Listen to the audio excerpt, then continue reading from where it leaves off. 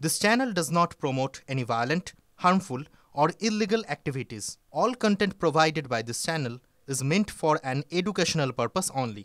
কোচবিহারে নজর রাখতে হচ্ছে কারণ আবারও বিজেপির ওপর হামলা। বিজেপি মহিলা নেত্রী সহ বেশ কয়েকজন নেতাকর্মীর বাড়িতে এই হামলা চালানো হয়েছে এবং বিজেপি তরফ থেকে অভিযোগ করা হচ্ছে এটা তৃণমূলের কাজ। আমি জানবো এখনো পর্যন্ত কি ঘটনা সামনে এসেছে এবং পুলিশের তরফ থেকে কি বলা হচ্ছে। সুমন কল্যাণ ভদ্র রয়েছেন আমাদের সঙ্গে, রিপোর্টার সুমন। দেখো, আজকে সকালবেলার ঘটনা 10টা থেকে 11টার মধ্যে এই ঘটনাটা ঘটেছে। দিনহাটার সাহেবগঞ্জ থানার অন্তর্গত এই এলাকা, এই যে বিজেপি নেত্রী তার বাড়িতে কিন্তু এর আগেও একবার হামলা হয়েছিল এবং পরবর্তীতে হাইকোর্টের নির্দেশ ছিল যে তাকে যেন প্রয়োজনীয় নিরাপত্তা দেওয়া হয়। ঠিক 2 মাস পরে আবারও আজকে এই ঘটনা ঘটল। এই ঘটনার পাশাপাশি বেশ কয়েকজন বিজেপি নেতাকর্মীর বাড়িতে কিন্তু হামলা হয়েছে এবং তার বাড়িঘর ভেঙে দেওয়া হয়েছে। আরও এমনই একজন মহিলাকে আমরা দেখতে পাচ্ছি যে কিন্তু অন্তঃসত্ত্বা তার উপরেও কিন্তু শারীরিক নির্যাতন করা হয়েছে। সে কিন্তু এখন প্রসব যন্ত্রণায় কাতর ছিল, তাকে হাসপাতালে ভর্তি করা হয়েছে। ফলে সব মিলিয়ে আজকে সকাল থেকে দিনহাটার এই যে এলাকা এটা কিন্তু উত্তপ্ত হয়েছে এবং যার বিরুদ্ধে অভিযোগ তারা হচ্ছে তৃণমূল কংগ্রেসের স্থানীয় অঞ্চল সভাপতি থেকে শুরু করে একাধিক নেতাকর্মীর বিরুদ্ধে অভিযোগ করেছে বিজেপি। তবে সমস্ত অভিযোগে কিন্তু অস্বীকার করেছে তৃণমূল। তবে যে শুভেন্দু অধিকারী চলে যাওয়ার পরেই কিন্তু বেশ কয়েকবার এই আক্রমণের ঘটনা ঘটল। যদিও 2026 নির্বাচনের আগে পরিস্থিতি যে আরও খারাপ হবে এটা কিন্তু এই রকম ছবিগুলো দেখলে অবশ্যই বোঝা যায়। তুমি নজর রাখো সুমন, ধন্যবাদ। হাইকোর্টের নিরাপত্তার নির্দেশের পরেও আবারও দিনহাটায় আমরা দেখলাম হামলা হয়েছে, ভাঙচুর করা হয়েছে বিজেপি নেত্রীর বাড়িতে। নাজিরহাট 2 গ্রাম পঞ্চায়েতের বিজেপির সদস্য জ্যোতিকা বর্মনের বাড়ি ভাঙচুর করা হয়েছিল। অভিযোগ উঠেছিল যে তৃণমূলের বিরুদ্ধে, যদিও তৃণমূল তা অস্বীকার করে। আর এরপরই দেখতে পাই আমরা হাইকোর্টে মামলা হয়। 11 এপ্রিল হাইকোর্ট বিজেপি নেত্রীর বাড়িতে পুলিশি নিরাপত্তা দেওয়ার নির্দেশও দেয়, কিন্তু তারপরও জ্যোতিকা বর্মনের বাড়ি ভাঙচুর করা হয়। আমাদের পঞ্চায়েত সদস্যা জ্যোতিকা বর্মনের বাড়ি ভাঙচুর এবং লুট হয়েছে।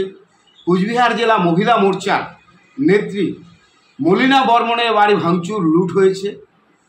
আমাদের শক্তিকেন্দ্র প্রমুখ জিতেন্দ্রর বাড়ি ভাঙচুর হয়েছে। আমাদের প্রাক্তন মণ্ডল সভাপতি তরণীকান্ত বর্মনের বাড়ি ভাঙচুর হয়েছে। সবথেকে দুঃখজনক এবং ন্যাক্কারজনক ঘটনা সেটা হচ্ছে আমাদের কার্যকর্তা, মহিলা কার্যকর্তা যে নাকি গর্ভবতী, তার পেটের মধ্যে বারে বারে লাথি মারা হয়েছে। কারণ হচ্ছে ওই শিশুটা যেন ভূমিষ্ঠ না হতে পারে। এই রকম পৈশাচিক আচরণ তৃণমূল কংগ্রেসের হারমাতদের। হঠাৎ করে আসিয়ে একদম ঢুকে পড়লে পুরো ভাঙচুর, গালাগালি প্রচন্ড। হ্যাঁ, আগের বার কেস করছিস, তোকে বাড়িতে থাকতে দেবো না। আমরা পরে ওরা যেই বাড়িতে ঢুকছে আমি আর পিছন পাশে দিয়ে দৌড় মারছি। তারপরে আমার বাড়িতে বৃদ্ধ মা ছিল, ভাইয়ের বউ ছিল। ভাইয়ের বউ তো কারাড়ি পাং ধরি, যে মা পাং ধরি বেড়ায়, না করেন বাবা না করেন। ওরা তাও আসিয়ে ভাঙে, ভাইয়ের বউকে বাটন মারছে 3টা। এগুলো আসছে মানে নেতৃত্ব তো মদন মোহন বর্মন দিছে। রাস্তার মধ্যে উনি দাঁড়িয়েছিল, উনি বাড়িতে ঢুকে নেই। মদন বর্মন, আমার তপন বর্মন, আর হচ্ছে কি যেন স্বপন বর্মন, ওগুলো রাস্তার মধ্যে ছিল। আর বাটাম বাহিনীর ঘর ভিতরে ঢুকছে। জ্যোতিময় ছিল, তারপরে রাজীব ছিল, পল্লব ছিল, নবিরুদ্দিন ছিল। ওরা টিএমসি, সব টিএমসি। হঠাৎ করে তৃণমূলের নেতা, প্রধান পঞ্চায়েত, ওরা সবাই এসে আমাদের বাড়ি ভাঙচুর করছে। আমার মেয়ে গর্ভবতী, তাদেরকে মারছে, আমাকে মারছে। আমার যে ছোটো একটা ভাস্তি আছে তাদেরকে ছুঁড়ে ফেলে দিছে। বাড়ির ঘরে সব জিনিস, সাইকেল থেকে সব জিনিস, আসবাবপত্র সব ভাঙচুর করছে। তারপরে আমার শাশুড়ি আছে, শাশুড়িকে বন্দুক ধরছে। আমার যে যা আছে, যার মাথায় বন্দুক ধরছে, বাটুল মারছে। ঘরে সব জিনিস শেষ।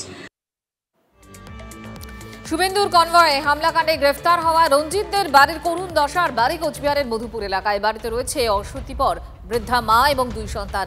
নুন আনতে পান্তা ফুরানোর অবস্থা। রঞ্জিতের ছেলে জানিয়েছে যে কলকাতা গিয়ে কোনোভাবে এই ঝামেলায় জড়িয়ে গেছে। এদিকে শুভেন্দুর অধিকারীর দিকে যাবতীয় দোষ দিয়েছেন কোচবিহার পুরসভার পুরপ্রধান রবীন্দ্রনাথ ঘোষ।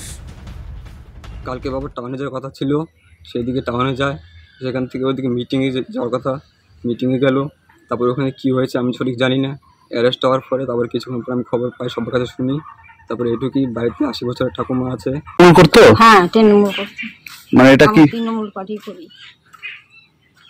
আচ্ছা, আর উনি কি আগেও কোনো এরকম রাজনৈতিক খারাপ ইস্যুতে জড়িয়ে ছিল? না, এইডি ফাঁস।